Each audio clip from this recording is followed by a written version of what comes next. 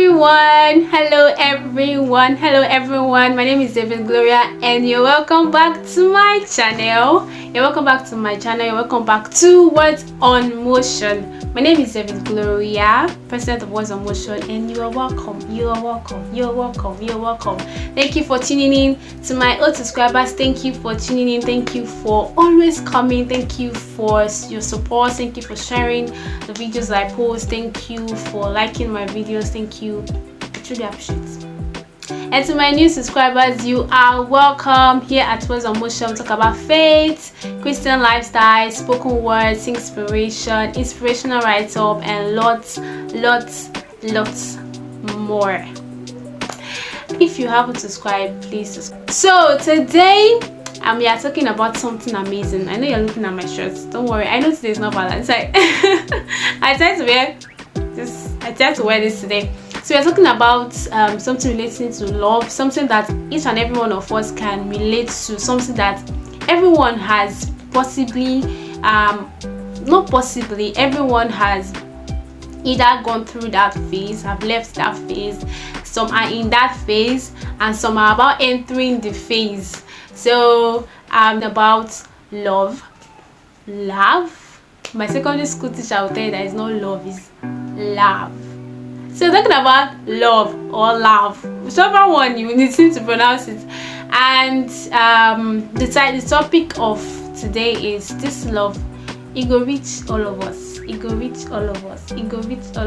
This love go reach all of us, in the sense that, like, that's the pidgin version of the topic.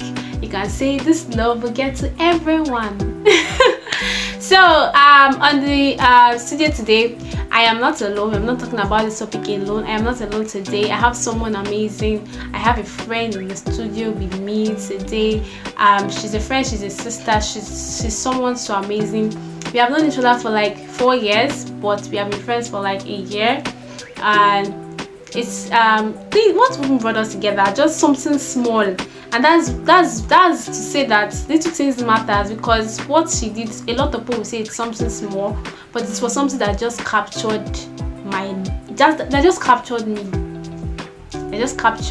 me. And since then we have been friends. She's just an amazing friend. She's someone so special to me. So please help me welcome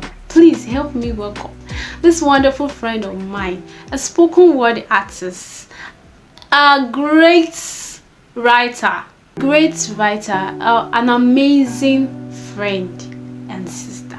Please, with your hearts open wide, help me make welcome Miss Chris Divine. Good day, everyone, and happy Valentine's Day to you all.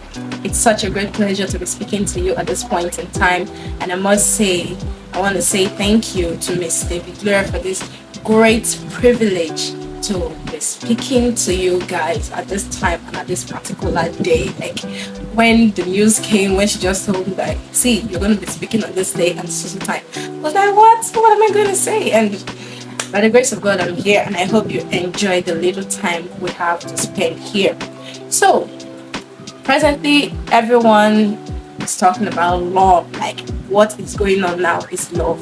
Everyone is talking about love. Love is in the air. Love is blind. Love is this and love is that. And single Pringles like us, they make us feel like we don't know what we're doing. We're not serious with our lives. Like, it's so funny sometimes. It can get so funny. Like, you come and see some memes. Like, they say, if you are single, you are this, you are going to help. So, the God kind of love. What is love? Some people believe that love is just a romantic feeling, and it's part of it actually, but it's way more than that.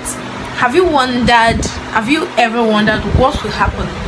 They are no longer together like before. They no longer do things together like before.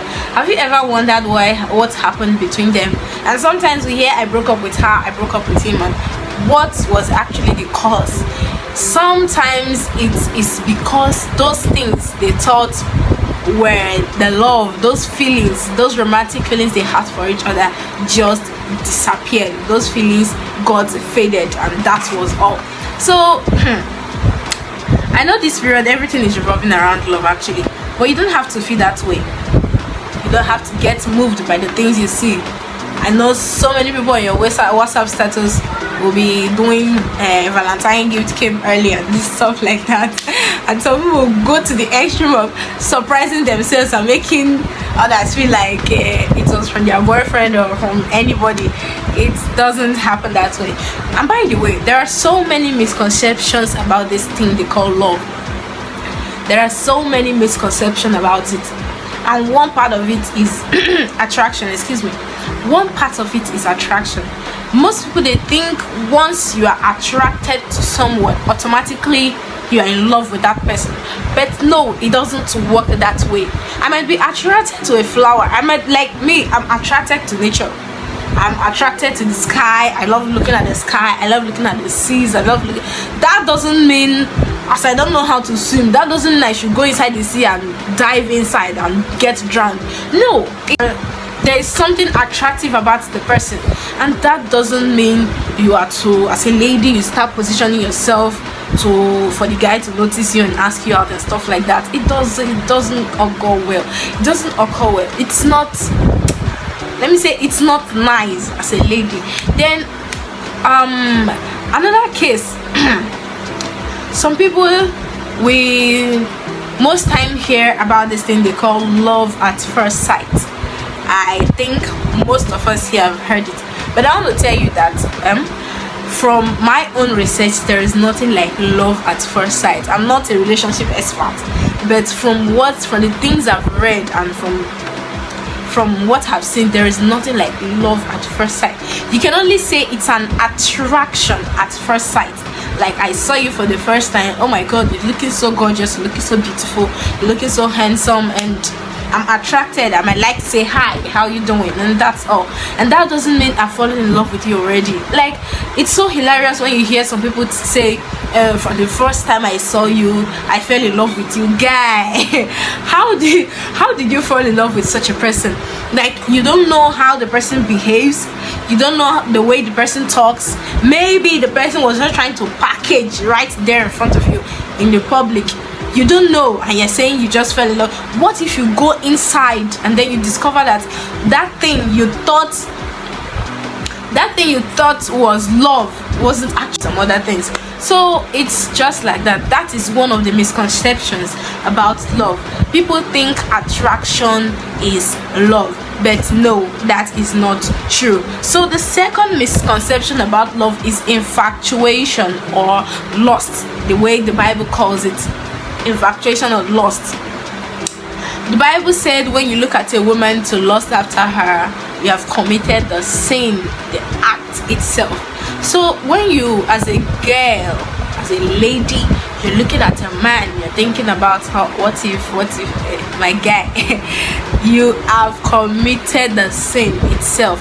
So, and even as a guy, you're looking at a lady, you look for hours, you're turning and looking. You have committed the sin itself. You don't lust after a woman. And this infatuation occurs mostly in teenagers, like younger people, like young boys and young girls. You can see a boy in secondary school saying I love you. Hello, do you know what love is? Yeah, you see a young boy telling a young girl, like in the same class, I love you. Those are infatuation. Those things they are calling love, just give it time, give it like 6 months, 1 year. You see that whatsoever that person saw in you that made the person to be saying I love you and all that will just disappear all of a sudden. Yeah, you see a young boy telling a young girl, like in the same class, I love you. Those are infatuation. Those things they are calling love, just give it time, give it like 6 months, 1 year. You see that whatsoever that person saw in you that made the person to be saying I love you and all that will just disappear all of a sudden. And that is another misconception. People talk about that and they think it is love. We can see that Solomon in the Bible recorded that he was married to 700 wives and 300 concubines. Do you want to tell me that he was in love with the 1,000 women he was married to. No, some of them were just attraction. He was just attracted to them at that instant, and then he got married to them, while the others maybe were just infatuation to satisfy his desires, his sexual desires. And that was all. And that was all how he ended up marrying 700 wives and 300 concubines. So eventually, when those spices, when those things that made you feel like you love that person, when those things are gone, can you really make a good soup? Like when the spices that used to make the soup, to make it sweet, when those spices are not available, can you make a good soup? We see that those tingles, those things that make you feel like you love the person at that instant, when they are gone, will you still have a reason to be in love with that person?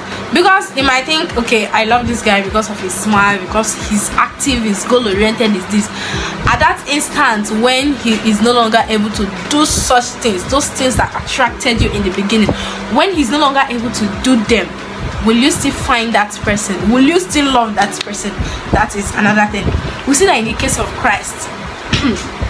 Excuse me. In the case of Christ, the love Christ had for us was so much that when he came to the world, he was born like us normally. He was born normally like us. Then when he came to the earth, in the beginning of his ministry, he was preaching, teaching, healing, delivering, and doing so many miracles and so many wonderful things. But at the end, when he was about to die, do you remember what his prayer was? He said, Father, if this is your will, let this cup pass over me. Let this cup pass by me. Because he knew what he was going to suffer. He knew what his love was going to do to him. So even he was praying that, Father, if this be your will, let this cup pass by me. Father, if this be your will, let this cup pass by me. So this is just a typical example that what we see on the outside is not actually, it's just a part of what love is. It's just a part of what love is. But there are so many things on the inside. There are so many things on the inside, and that is why before you go into any relationship, I advise, pray about it. Pray about it before you go into any relationship, before you get married, before you talk about marriage. Pray about it. It's not just what you see on the outside. It's not just the outward display of affection. There are so many things that will go on the inside. Marriages, they have their ups and they have their down. They have up and down. But that thing, that love that is there, make those couples still stick to each other. So in a case whereby you just went with attraction, or you went into that relationship with infatuation, when you see, there are thousands of reasons that will make you to stop loving that person.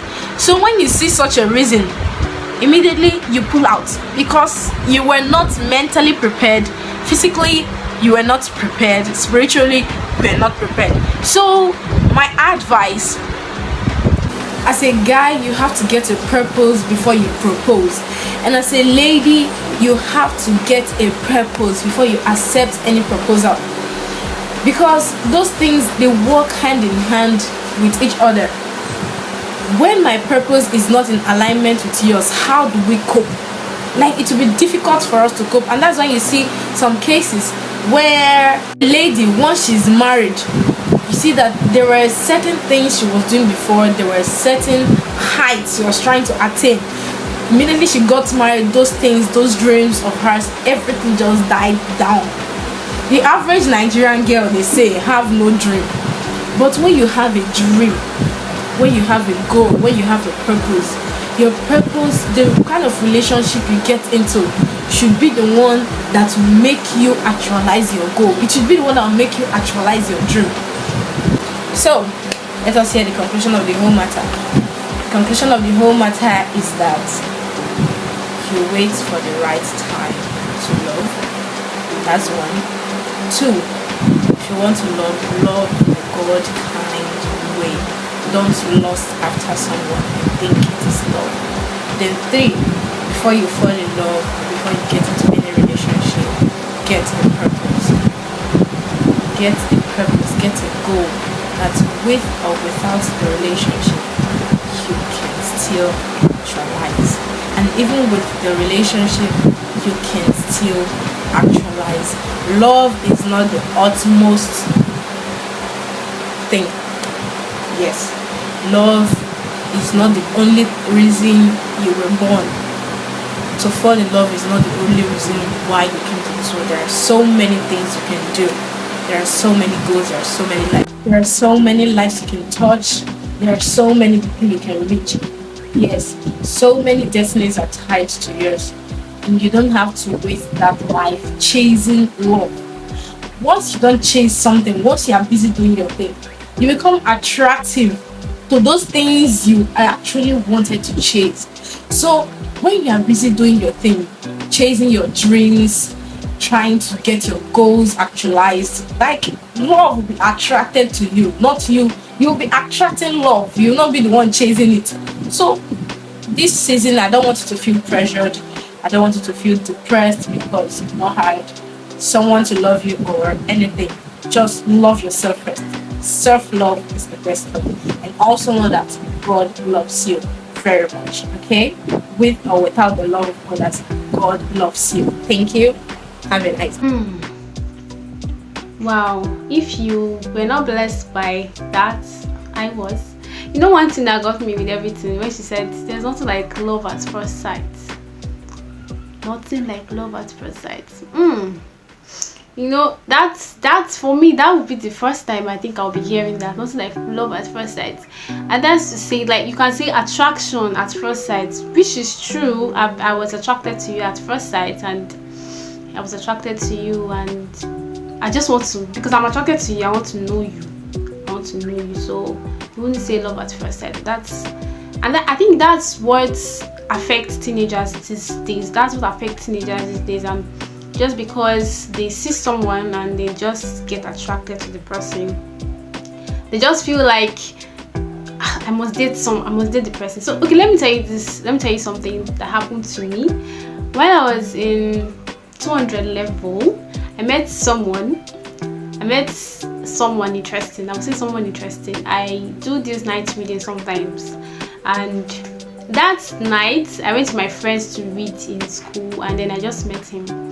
I met him that day, and then I would say he got attracted to me, and then I could see we became friends because of the department that he was. Because the department that he was, we became good friends. We became friends because I wanted to patronize him. Like, what he's doing is a practical stuff, so I wanted to patronize him. Like, I wanted him to do something for me, so we became friends through that, and then we came close and all of that. We're good friends, and I was beginning to now sense something, and I was this type that always puts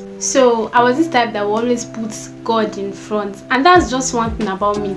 Like, once you see me, once we are friends and we are talking, having a conversation, before we'll say one or two lines, like 3 to 4 lines, before we talk for a while, I've mentioned God, and then my relationship with God and everything. So before you know, you already know that apart from my appearance, you just know that this is a church girl. So I always tend to put God in front. It's like God is our shield, right? God is our God, is our lover, is our father, is our shield. So sometimes when I just portray it, before you talk, I say I'm a church girl, I think that actually even helped me in a lot of things. That shielded me from a lot of things that could possibly have come, and that would have come my way at that point in my life. So I'm always pushes forward that I'm a church girl, that I love God and everything. And while we were friends, while we became close, we were still talking, and I was saying things. I I at the point I even told him that, see, I don't date, I'm a church girl, I have some things that I want to do, I want to achieve, so now is not the time, and I can't date anyone right now. I think that's one thing I push forward to. So at a point in our friendship, while we were friends and still talking and all of that, I had to tell him, I was like, come, see, it's not everybody you meet, not every girl or opposite sex, you see a boy, you're a girl, you see a boy, you're a boy, you see a girl, and it's fine, he's your spec, like they will say, he's my spec, he's your spec. And it's not just because he's your spec, he's handsome, he has all the features, and you just get attracted to him, and you are not even asking God what God is saying. God has not told you anything, and then you just feel like, just because you're attracted to him, you must date the person. No, that's not it. I had to tell him that, see, it's not even when you meet you must date. There are some people that will come into your life just to fulfill a particular purpose, just to do something for you, just to, it might be spiritually, just to, help you grow spiritually and help you build your relationship with God at that point in time. And by the time you get attracted to the person, you have drifted away from the purpose of the reason why the person gets come into your life. And if you're a serious Christian, you say, okay, I'm attracted to this person, I don't want anything, so you break up from that person. So what's the person supposed to do in your life at that point in time? You won't get it. And I think that's one of the tactics of the devil. You just get attracted to him, you just start, some feelings will just start growing in you, that you just be like, how come? So I just have to tell him that, see, it's not everybody that you meet that you date. Sometimes some people come into your life to fulfill some things, to do something, to help you grow spiritually. I know you can, if you are a student right now or you finish school or whatever, you will notice that there are some people that came into your life probably when your CGPA was very low, and then you were close to the person, and then the person helped you and your CGPA rose and everything, and then you notice that maybe the next semester you are not even friends with the person anymore.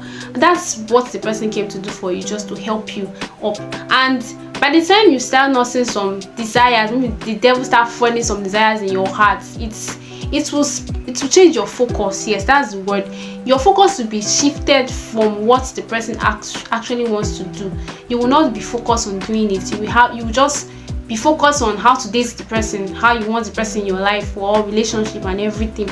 And when it's not time, it's not time. The Bible said there's time for everything. There's time for everything. To everything there's a season. To everything there's a season. There is time for everything. So not everyone you meet, you date. There are some people that come to your life to fulfill purpose, to fulfill something in your life. So when it's not time, it's not time. You have to be focused. You have to you should know that when it's time, everything will fall into place. It may look like right now everyone is pairing up, everyone is having a partner or something, and then you're left out. It may look like it may look like you might have to cry at night in your bed and asking God when and everything. And it may just be it may be like that, but then you should know that this too shall pass, and what you're looking for, you will get it. If you have listened or you have watched testimonies of people that are married, of successful marriages, when they tell you their story, you will be marveled. You would know that they have been in your place. You would know that they too still maybe were in the God when gang and everything, and they too probably wet their pillows asking God, when will this happen? They too prayed. They too were scared of marrying the wrong person and all of that, but they waited and they prayed.